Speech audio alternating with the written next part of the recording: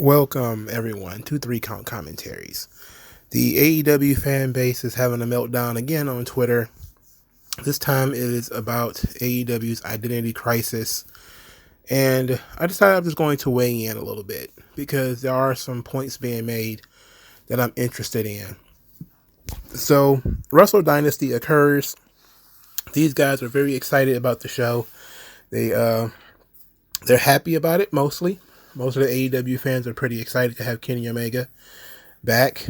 But some they start to complain because Collision was pretty bad. And so this is the comment that kind of starts it all. It says, leave it to AEW fans to watch a AEW co-event that was very good and somehow find the negative and complain about TK and AEW. Why is this fan base so miserable? All right, it's a legitimate question. Why is the fan base so miserable? So the young man from Wrestle Purists, what is his name? Backup Hangman. He put out a very thorough response. And he actually had some other responses too that I kind of wanted to get into because I guess he put some thought into this. So he says, many within the company agree with the fans. He says, is AEW's fan base very emotional and up and down? For sure. But ultimately, it's because they want to feel, and at points during Wrestle Dynasty, they were shown pro wrestling done at the highest level, with talent contracted to AEW. AEW can produce wrestling of that level. We saw it with the World's End semi-main. And it's just frustrating when your favorite company's TV is turning into the old folks' home. It's a case of, quote, these things are all fine in isolation, but excessive in totality. Chris Daniels kicking Hangman Page's ass, Edge and Christian in top stories, Jarrett declaring a world title bid. AEW has the greatest roster of my lifetime, so when you see unfiltered greatness, I think fans are allowed to look at their bitch and sigh. Okay, so let's take this comment, just this comment alone. AEW having the greatest roster of his lifetime, I would imagine this guy is like 22 or something. You would have to be.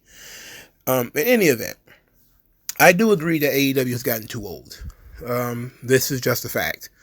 With Jericho and Edge, which I know got a big reaction at Collision, which I know offended a lot of people, but the building was empty. So whatever you were doing with these guys, it's not working. You just brought in 3 more guys over the age of 40 in the Hurt Business. You don't have any real main event guys that are ready and young. But it's just Tony Khan's problem. A couple of years ago, I think shortly after Punk came in, I remember making a comment about how AEW is trying to buy legitimacy rather than building legitimacy. And what I meant by that is you bring in all these legacy talent. I think that's the best way to call them instead of calling them old timers. You bringing in all these legacy talent who are of age. They're pretty old. And you don't really know what to do with them. You just know that it's a coup that you got them from WWE. And maybe you could even play off of the history that WWE mistreated them. TNA went through this for a while, right? When they brought in Mick Foley and Hulk Hogan and Ric Flair and Rob Van Dam. And there was like, all of a sudden, Scott Steiner was there. Hall and Nash was before. They were there off and on, all that kind of stuff. It's just consistently bringing in old guys and then putting them right at the top. They were trying to buy legitimacy. Let's get these old guys in the title lineage. Let's get these old guys in front of the television, because if a guy is scrolling by, he sees Scott Steiner, he might stop because he knows Scott Steiner from Nitro. He doesn't know who the hell James Storm is. I get it. I understand why you would do that. But it does get to a point where it's excessive. Now, it wasn't that long ago where the Meltzer audience, which is the audience that's complaining about this mostly, were saying the same thing about WWE. Guys like Edge were too old to be pushed as top stars, and saying, oh, that's why their ratings were going down, because they was pushing nothing but old guys. That wasn't as entirely true because at the time Drew McIntyre was the champion, and Drew McIntyre was like in his early to mid 30s. And Randy Orton was, he had been around for a while, but he wasn't really all that old. It wasn't like the belt was on like one of the oldest guys in the world. And then, to be quite honest, a lot of the people that when Vince cut them from like NXT and stuff, like Keith Lee and Malachi Black, a lot of those guys were in their mid to late 30s. I mean, that is what it is.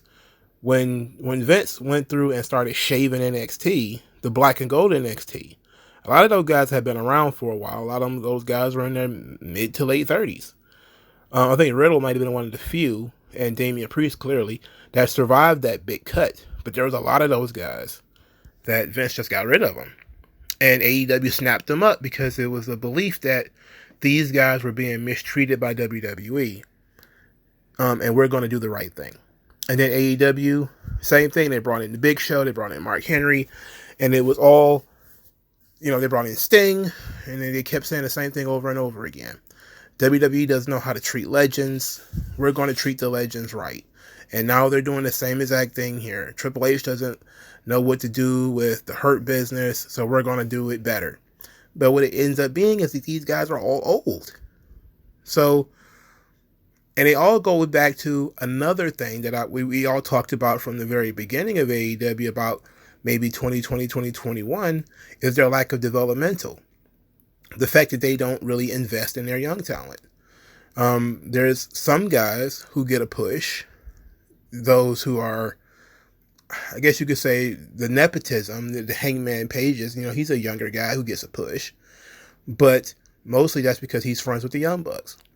And then the guys you decide to push, they don't really have that much in the way of personality. Daniel Garcia, Kyle Fletcher, Wheeler Yuta. These guys aren't the strongest in terms of personality. And those are mistakes that were made. So now you don't really have too many young guys to invest in. So Tony Khan then doubled down. He just started bringing in guys from Japan, Jay White, Okada, and the situation is just getting worse because now you're still not investing in your roster. You're just bringing in guys from Japan. You're still bringing in ex-WWE talent because you brought in like Taya Valkyrie and Deonna Purrazzo and Athena, and it's just like, okay, well, nothing. You just, and then ultimately, of course, Ruby Riott and Mercedes and all of them. So even in the women's division, it's really the same thing.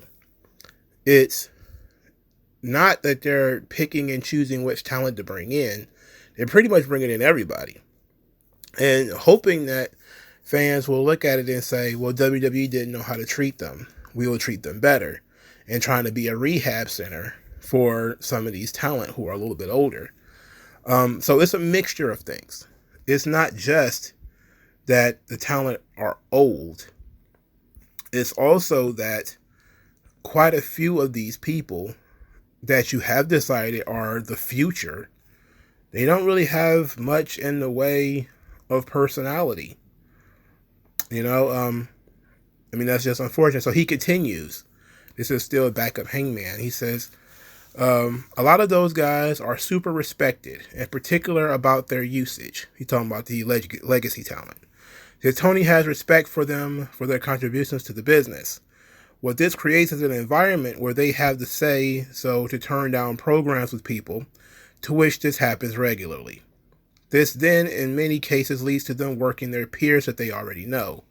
Most of the time, the rub is them working with lower card young guys on TV matches who will never ascend past their spots, by the way, and are aware of it, and getting the post-match handshake after losing. They each decide which specific young-ish guy they'll put over at the end of the grand odyssey they've laid out, and it's typically something that makes a ton of sense for them. The problem is when it sometimes conflicts with what makes sense for AEW. This is how islands form creatively. And this is how every major top guy right now is working with an old man, except for Swerve and Will, two upper mid-carders, staying relevant purely by ability and connection. This is also a good point. He's actually on a roll here. This was another thing that happened with TNA. There was a while where AJ Styles was wearing Ric Flair robes, and it was ridiculous, right? Petey Williams was wearing like the chainmail like Scott Steiner. It was getting ridiculous. So yeah, I mean, what you have is the Little Buddy program. But Tony Khan said a couple of years ago that he wanted to do this. Remember, this was considered a successful developmental idea a couple of years ago because it worked. And these people don't say it didn't work with Sting and Darby Allin, right? Sting is going to be Darby Allin's mentor. And this was a program that they wanted. They wanted, CM Punk and MJF. These guys are going to work together. Or it was MJF and Chris Jericho. That's what it was. That's what they were doing it at the time. Everybody had a little buddy. And this older guy was going to, hold your hand and carry you along. And then eventually you go off on your own. And for quite a few of these people that was in that Little Buddy program a year or two ago, well, I guess I should say 2 or 3 years ago now it's 2025. What has happened to them? MJF got out of the Little Buddy program with Chris Jericho. He became the world champion. But then he got caught in that forever abyss with Adam Cole, which was poorly booked, poorly thought out, and destroyed both of them. Darby Allin was in the Little Buddy program with Sting. Ended up working great for Sting. But Darby's kind of been hit and miss ever since Sting left. Now, he's still very much over, but they're not sure how he fits into the grand scheme of what AEW's future is going to be. So now they're continuing it. Now, Moxley's got Yuta. He's going to drag Yuta around. Daniel Garcia was part of this program, too, for a little while. Now you've got these guys just basically dragging heaps of meat around who don't really account for anything. Like, why are you in... I hate to beat up on them. Again, they're young guys, but I just don't see it. I don't see it in Daniel Garcia, even though the fans of AEW actually like him. Wheeler Yuta, who I'm not even sure that they actually do like him. And, Kyle Fletcher is actually over. They seemingly do like him too. But again, it's the same thing over and over again. You take a talent that's a legacy talent who's been around for a while, and you give him a little buddy. And the little buddy either joins the team or is an opponent for a while. He gets the rub. Maybe he loses, maybe he wins, who knows. But ultimately, he's lost in the shuffle right when he's done with that. And I think at Swerve right now, even though Swerve shouldn't even been in that program, considering he's a little too old, Swerve was involved with the Hurt Business for a while there. Now, for some reason, that's been dropped. Now he's moved on to Ricochet, with Ricochet stabbing him with scissors and everything. So I guess the whole thing between him and Lashley is done. I don't know. It seems to me like it wouldn't make sense for it to be done, considering Swerve didn't beat him, he lost. But this is just the nature of the beast. There's not enough young talent with potential to go around. And AEW did not invest in any young talent with potential. In fact, they ran a lot of those people off, or they just chucked them into Ring of Honor and just left them there. And that's just kind of been it. So now you had a bunch of guys who you had a couple of guys, let's say, who were frustrated in WWE. Andrade, Miro, and they wanted to get out of WWE really, really bad. They finally got out. They went to AEW, and now they want to get out of there. Now they want to go back. Now you're going to always have those kinds of people, you're just discontent sort of people. But you also have guys who, like we were saying, like Private Party, who's just been in the same position for 5 years, and there's a lot of those guys, the Wardlows, the Powerhouse Hobbs, these guys who you leapfrogged because it wasn't important to push Hobbs. It was, we need to bring in Shelton Benjamin, which if you'd have gave me a choice, I'd have just went with Hobbs. Look, everybody loves Shelton Benjamin, but is he bringing anything to your roster that you absolutely need? No. If you want to bring in and do a new Hurt Business, I wouldn't even had him as an actual wrestler. He could have just been a mentor for a Powerhouse Hobbs or something like that. Again, invest in the guys that you already got. But they never did that. They spent the first 2 or 3 years making fun of NXT. Oh, we don't have a warehouse full of young talent and blah, blah, blah, blah, blah. And now it shows. What happens when there's no more talent to buy and you have to actually develop talent? You have no answer to that question. Because, and this was a hard lesson WWE had to learn too. Sometimes you can't just go out there and spend money and bring your top guys in. Sometimes you got to build from within. Sometimes you got to build guys from within, man. And the new generation era for WWE was the first time that they had to actually look at guys who were mid-carders in the 80s and in the early 90s and decide some of these guys are going to have to move up the card. And thankfully they decided, Brett and Shawn. And then they had to look at some guys who were released from WCW and decided to bring some of those guys in. And that's how you got Triple H and you got Steve Austin. Now it cost them some guys. They had to lose Diesel and they had to lose Razor Ramon.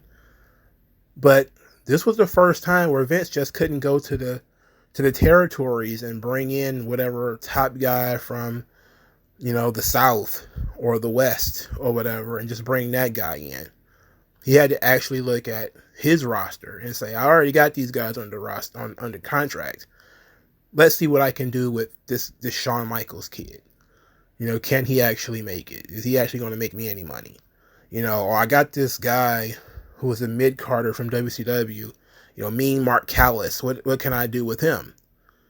How can I make this guy? Sometimes you end up with, Duke the Dumpster Drosy or, whatever. Sometimes you end up with Goldust. Sometimes you end up with The Undertaker. Sometimes you end up with the Narcissist, which, should have worked, but WWE was wrong-headed in the way they pushed Lex Luger. But ultimately, that's what AEW is doing right now. 5 years in, we've seen a lot of what AEW can do. We've seen a lot of their talent. We've seen pretty much every flippity guy do flip matches. We've seen the Kenny Omegas and the Pacs and the Will Ospreys and these guys just come in and they pretty much have the same match every time they work. And it doesn't grow your audience. It satisfies the audience that's still there, but it doesn't grow your audience. And it doesn't grow your audience because the people have already seen them. And because you don't tell decent stories with them, you just want to have quote-unquote high-level pro wrestling. That's basically just young-ish guys doing highly athletic moves. And now you rely on guys like Edge and Chris Jericho to come in and be the guys that sell the show. And that's the problem. Because now you got the most interesting guys on your roster are in their 40s and 50s. Because they're the only ones who are actually trying to sell the show. They're not the ones that's just going out there doing moonsaults and flips. Instead of Christian being your promo guy, and he is, or Jericho reinventing himself pretty much every other month in order to try to keep the show fresh and relevant, you're letting guys like MJF just go out there and do his shtick for 5 years. You're not challenging him to do anything different. And this is a big, big problem. It's a big, big problem. When you don't challenge your talent because all you care about is wrestling moves, or can he have a good match? You're not challenging your talent to do anything different. You're not challenging your talent to do anything new. The young guys are never going to develop. They're never going to be able to flex creatively because you're allowing them to essentially come in and do the same thing that they've always done everywhere else, and you're not asking them to do anything extra. I mean, look at Okada. No, he's not a young guy, but you're not challenging him to do anything different. You're pushing him based off of his reputation in New Japan. And it's flopping in the United States where he's wrestling in front of mostly silent audiences. He's not drawing, but you're paying him tons of money. And that does indeed matter. Because if you're not getting your money back, it's bad business to bring that guy in. So you can stack up all the 5-star classics you want. That's up to you. But ultimately, people are expecting that if you're going to go younger, that you're going to actually redefine some of these talent and develop some of these talents. This is why it's such a surprise when you see somebody like Ricochet trying to do something different. It's like, my God, you have 100 people on your roster. More than 100. Some of those guys have been around for 5 years or more. And they're still doing the exact same thing they were doing 2 or 3 years ago, 4 or 5 years ago. That doesn't bode well for your show being fresh. Is when your guys are doing the same things over and over again. Now, here is, I think, the unfair bit.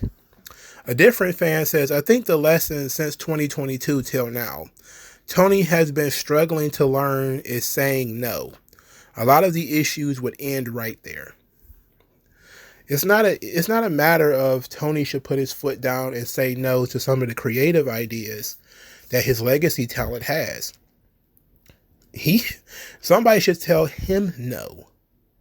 That's the real issue.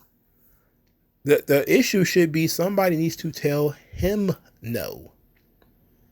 Because you've already made the decision to sign the legacy talent. They're already there. So they have to add something to the product, or else why even hire them? Why even have them? And these guys don't come cheap. Jericho and Edge and, Lashley and those guys, they didn't come in for nickels on the dollar. All right? So you already signed them.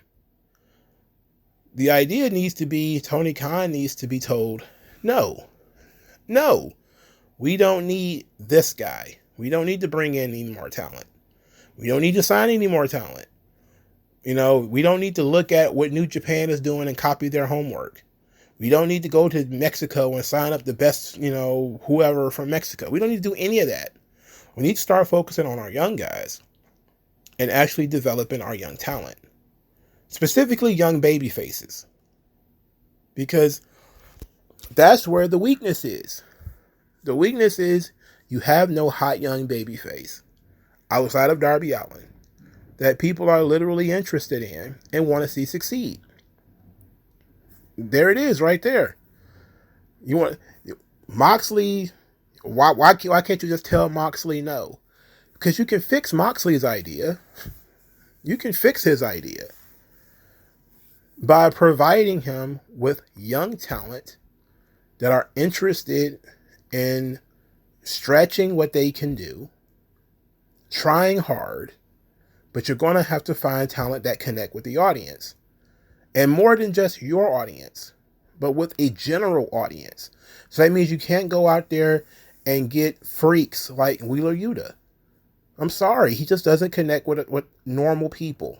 He looks like he plays Dungeons and Dragons. You can't have dorks be at the head of your wrestling company. You can't have dorks and marks and people who are incredibly insular, who are very inside baseball. That would be one of the first things I would do. Like, do you know who Kenta Kobashi is? If you don't, you have no business being in the main event. I'm joking, clearly. But that would be one of my filters, legitimately. Do you spend all your time watching 90s All Japan Pro Wrestling? Because you probably don't connect with the average person at that point in time. You probably don't know what the average audience is into. Do you have any interests outside of wrestling? Any. And that's another problem that AEW has. They wanted to get the most passionate wrestlers. And they ended up just with dorks who all they care about is wrestling. And those people do not connect with the average person. So it's not just a matter of Tony Khan needs to put his foot down. It's somebody else needs to put their foot down to Tony Khan. Somebody else needs to tell Tony Khan, we don't need these guys. It would be nice to have. We're not against them. But TNA is hiring too. And us hoarding talent doesn't hurt WWE. And it hasn't hurt WWE. Let the Hurt Business go do their thing in TNA. We got, instead of investing that time into more 40-year-old guys, and I say this as a guy who's a fan of the Hurt Business, a huge fan of the Hurt Business. Instead of investing your precious TV time into guys who are already established, who don't want to go out there and do a ton of jobs. They're willing to lose, clearly, because Shelton Benjamin's willing to do jobs. But they want to look strong too, right? But you need young guys to go out there and look strong. You need young guys to invest in. You have enough older talent. That's the one thing about this whole thing that I absolutely agree with. You have way too much older talent. And I'm going to double down and even bring WWE into it. There's too many old guys in WWE too. And I'm not just talking about guys who are old as in they're 38, 39 years old. I'm talking about guys who've been in WWE a long time. All right? A long time. And sometimes you forget what year it is because Kofi's still there. Kevin Owens is still there. And I like Kofi. I don't like Kevin Owens, but I like Kofi at least. But at some point, you have to start asking questions. When do we cycle in the new guys? Like, you got the new guys playing around on the edges. That's what the thing about NXT. That's the appeal of NXT. You get to see young talent, and yes, they're going to go out there and make mistakes. Yeah, they might be crummy. They might cut crummy promos. But then again, you watch the mainline shows, and you've got people cutting crummy promos. We're supposed to, say Trick Williams has no business on national television when you got the Motor City Machine Guns talking on TV, when you got DIY on television, when you give, Jeff Jarrett all this time on TV, all of a sudden, because Trick Williams don't know how to do a wrist lock in the appropriate way, he shouldn't be on TV. He shouldn't get an opportunity, but we're going to give it to various bums over here in AEW. Come on. At least he's young and different. Let's see what he can do. Yeah, he's going to screw up. That's the nature of it. But there's charisma there. As opposed to a lot of the other guys that we're talking about here who are just old and lacking in charisma. But, that I'm trying to stay focused. Let's put it like that. So here's another one that I wanted to highlight. This young fan says, my question is, can't fans be patient with veterans? Like, come on, it's just 15 minutes max of TV time.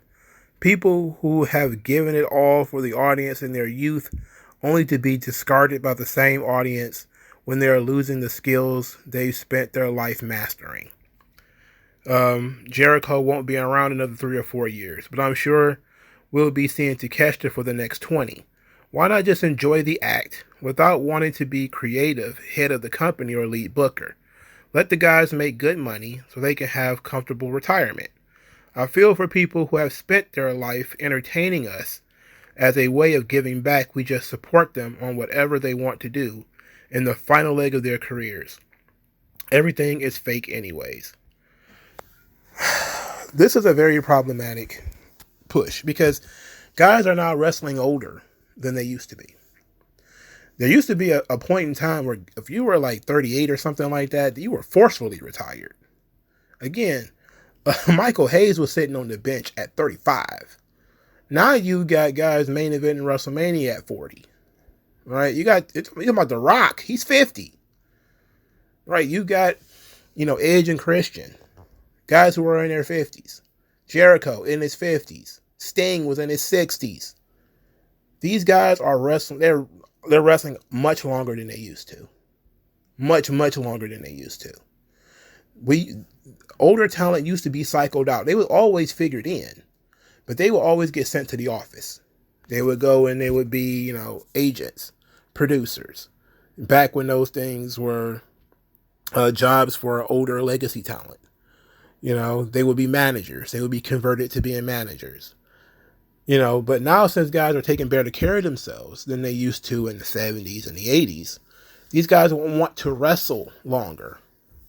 Okay. We have 3 major wrestling promotions in the United States. WWE can't have them all, and AEW can't have them all. Pick a certain number of these legacy talent that you feel add something to your product, and you send the rest to somewhere else. And if they just have to pick up indie shows and then they can decide what they want to do and when they want to do it, they've earned that right. But the idea that we're just going to treat your show like a retirement home where guys can just come in, do whatever they want, get paid, and not add anything to the product, that's detrimental to your show. It's bad business. A guy like Edge actually wants to contribute. Now, it's up to you to make sure that what he does is contributing. He's not just there to do a retirement tour. He's just not there to chill and make money. He actually wants to contribute. That's a net positive for your company. The problem is he's fucking old. And you're talking about this guy who, he might be staring down the barrel of another injury pretty soon. These guys need to actually be developing young guys. Instead of Edge working with FTR, who are not your young guys for the future, he should have young guys with him, younger guys with him, much younger guys that he's developing and helping and mentoring and tutoring and all that kind of stuff. That's similar to what he planned to do with the Judgment Day in WWE. He should be doing something like that. He should be almost transitioning to almost a managerial role. While he still needs to wrestle because he wants to, but that should be his position. It should be the position for Chris Jericho. Jericho has done nothing his entire AEW career except give young guys the rub. It hasn't stuck, though. I mean, he spent 4 years on Sammy Guevara, and look what Sammy Guevara is. Now he's spending all this time on Big Bill and Brian Keith. Are these guys really going to get to the top of AEW? No, because they're just throwing random guys with Jericho. They're not taking guys that they actually care about, guys that people actually want to see, and putting them with Chris Jericho and using Jericho to get them over. One time, it seemed like they were doing that with Sammy Guevara, but again, you see where he is right now. But I think, and if we're being honest, we probably don't even need some of these guys to be managers. We don't really need them at all. Because most of them, like Edge, he's too damn big. Like, he's going to be bigger than most of the guys you're trying to push. He's going to outshine them too. Because he's a name and people knows who he is. It's not the same as back in the day where people saw this kind of, grizzly old dude and they weren't sure whether he was a wrestler or not. Everybody knows Edge was a wrestler. It's more Harley Race, less Bobby Heenan. When I was a kid, I didn't know Bobby Heenan was a wrestler. I had no idea. He was a great manager because he could talk. And he was short, so he didn't overshadow his talent too much. Especially since his talent was Andre the Giant, But when they put, Vader or Harley Race, I remember seeing Harley Race before. But I also knew Harley Race was old. So it was fine. And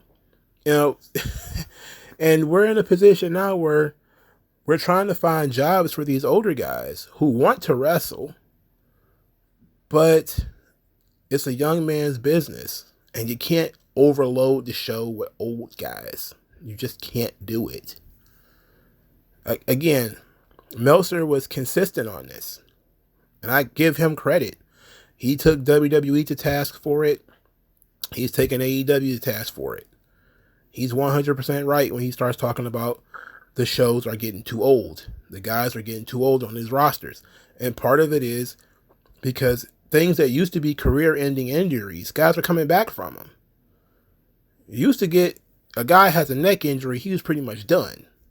Now, or a back fusion. Something like what happened with Randy Orton. Usually that would have been a career-ending injury. 20 years ago, Randy would not be coming back. And Vince probably wouldn't even want Randy back. But because medical technology, fitness and all these sorts of things, he's able to come back and continue to work. Okay, now you're just extending this guy's career. So what you're doing is you're basically keeping him he's encased in amber. He can't go anywhere. You're not going to de-push him after he went through all the trouble of getting back surgery and all this kind of stuff. You're not going to all of a sudden turn him into a jabroni. So now you got a bunch of guys behind him just waiting for him to burn out. And he's like, I'm going to go another 6 years. You got Rey Mysterio on his 5th or 6th set of knees. There's a time where he would have been done. Somebody with some intelligence would have just said, like, Rey, how many fucking knees did you have all of a sudden? There's more, you've gone through more knees than the entire country of Britain. Hang it up. We're moving on to some other young guy. And look, I'm talking about people that I like. I love Randy Orton. I love Rey Mysterio. But the truth is the truth. There were times where these injuries would have been career-ending. Neck injuries, knee injuries, back injuries. Would have been it. They'd have shut you down. But now these guys are coming back. And they're getting older. And they're getting injured 2-3 times a year. And you would have gotten labeled as being injury prone. And the company would not be using you. But because you might have a name, they're keeping them around even longer now. So a guy like CM Punk can go out there and get injured 3 times in 3 years, be gone 6 months each time, and still get $1 million contracts. Instead of being sat behind a desk somewhere and saying, you know what, your in-ring days are done. And that was the one thing about Vince that people underrated, is that he was always wanting to pull the plug. Sometimes he pulled the plug soon.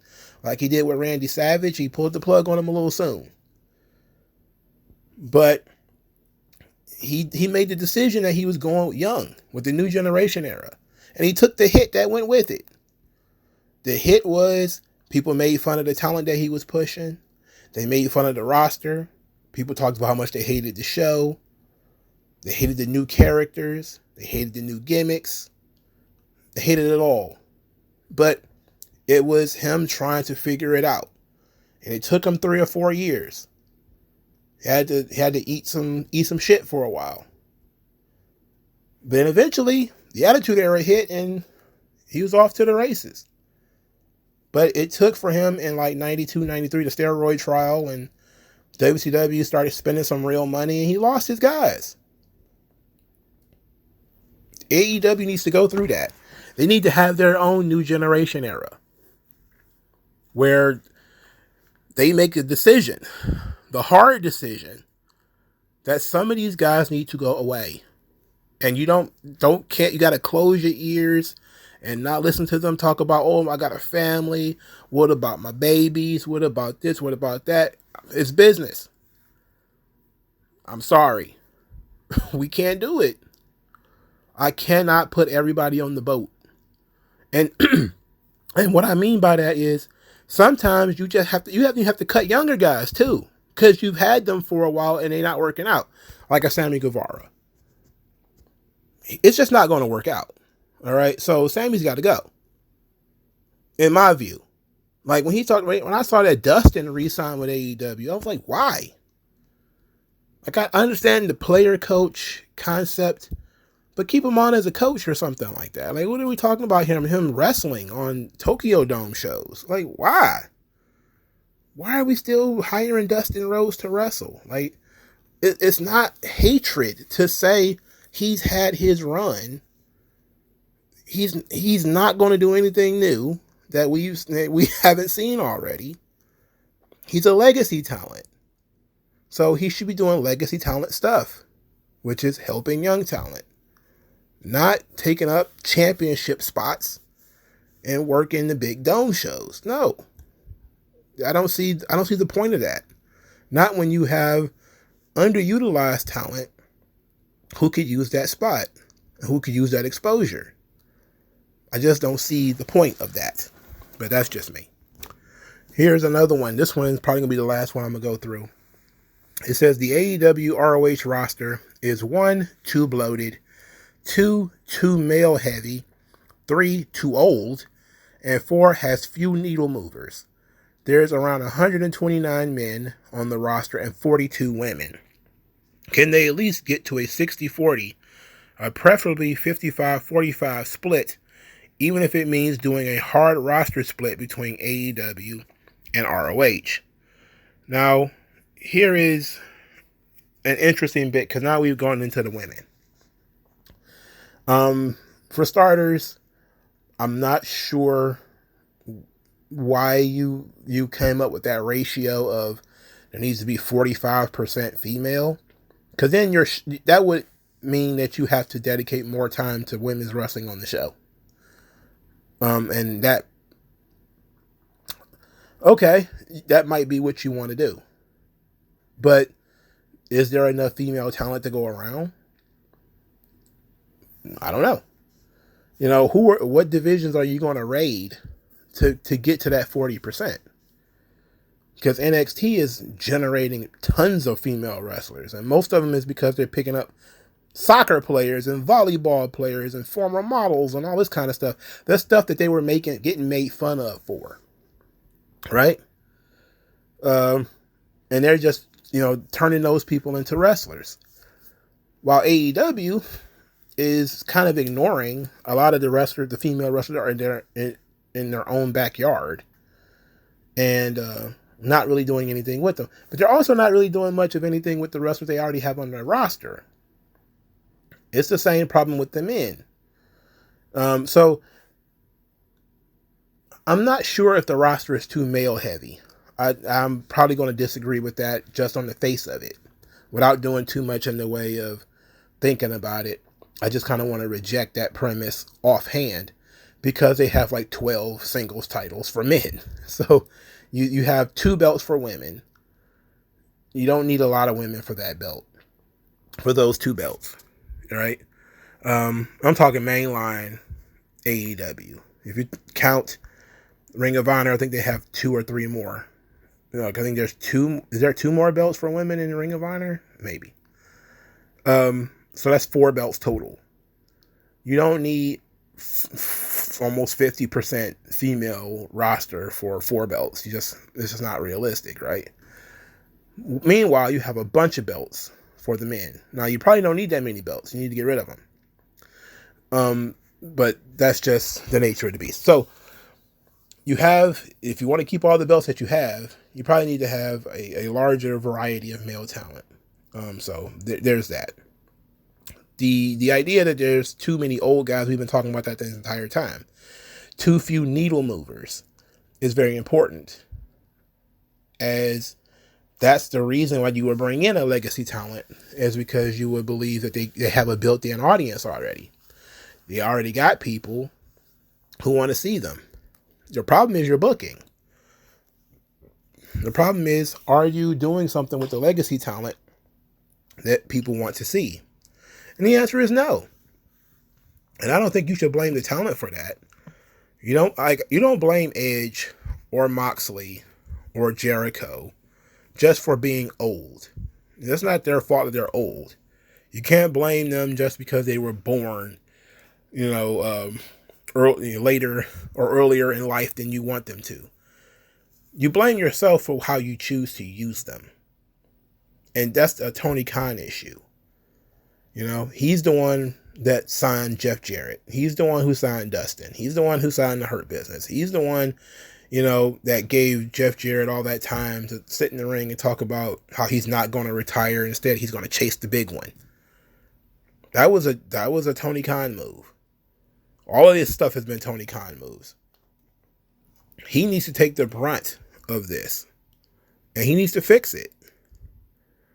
And the only way for him to fix it is he's got to start learning how to make hard decisions. And these hard decisions is going to be learning how to cut people from your roster. It's been the same problem we've had for Tony Khan for a while now, a couple of years. He doesn't know how to just let people go. You know, he's extending Ricky Stark's contract for what?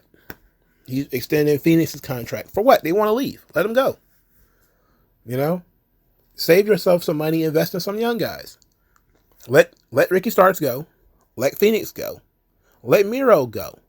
WWE might take him. TNA might take him. Why do you care? You got your big TV deal. Why do you give a fuck where they go? Let them go. And then some of these old guys, Jarrett and Dustin, two off the top of my head, absolutely don't need them.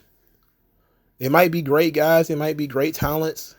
Yes, you want to, give them a good send-off, but you absolutely do not need them. They absolutely do not add anything to the product.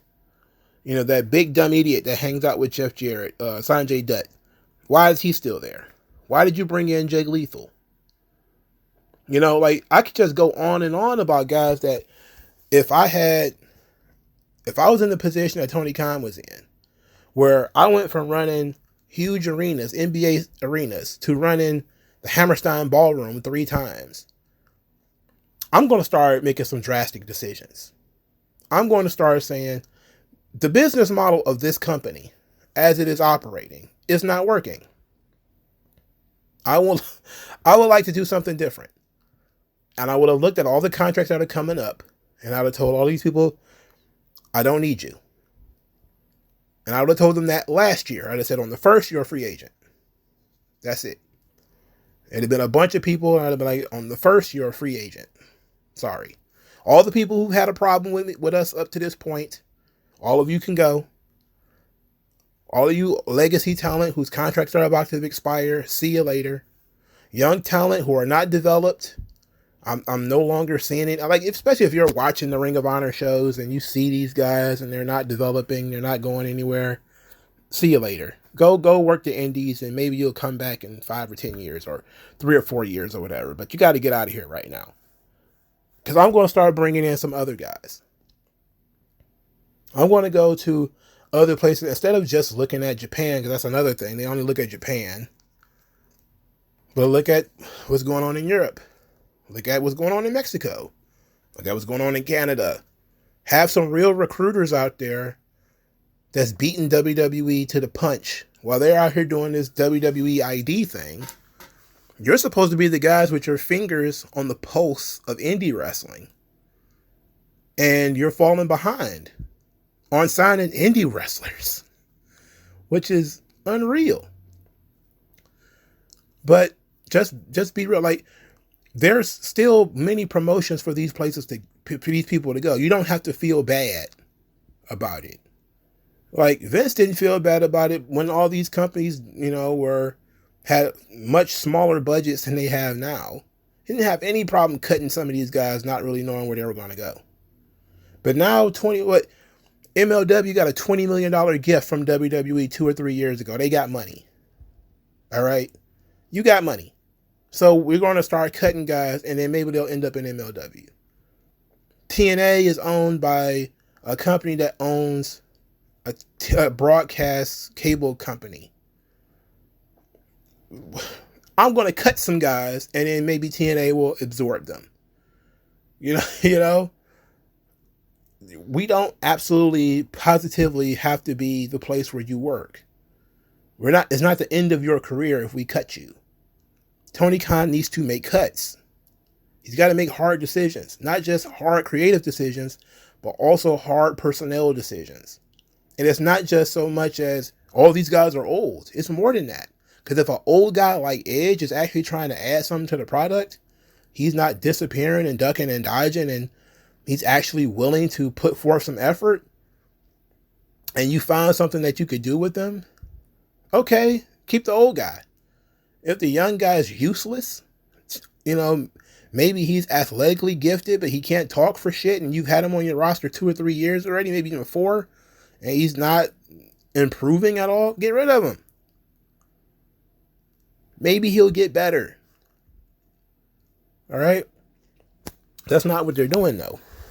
They're not making any hard decisions. They want to be the baby faces all the time. And that's not how business works. Sometimes you have to fire people. You have to cut talent.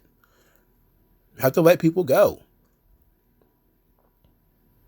Like, that's a tough decision. And look, Triple H took the heat when he let the Hurt Business go, right? He let all three of them go. He took the heat. Triple H is racist and blah, blah, blah, blah, blah. He's like, gotta let him go. Now, he didn't do shit but replace him with more old guys because he brought in the Motor City Machine Guns shortly after that. So that wasn't helpful, but, you know, it is what it is. Those guys might be new to the WWE audience. You know, they've been around forever, though. But these are decisions that need to be made, specifically by Tony Khan, for the better and for the growth of his company. He's got to get rid of some of these people. Man, you want to call it the old folks home. You want to talk about how the athleticism is not the same as it used to be. Look at all the Wills Ospreay 5-star matches. Everybody needs to be working like that. For starters, you have to also learn to appreciate a diversity of styles, which I don't think the AEW fan base really does. I think they want everybody to work a mile a minute and take tombstone power drivers off the ring apron and then get right back up. To me, I think that you burn through your audience and your show lose legitimacy when you do that. But that's a creative thing, you know? I've never seen a company, end up doing extremely well while trying to be an independent promotion. By definition, if you're on television every week, you're not an independent promotion. You're, a major wrestling promotion. You should act like it. You should treat these things like they matter. But that will be another conversation for another day. So let me know what you guys think, and I'll talk to you guys later.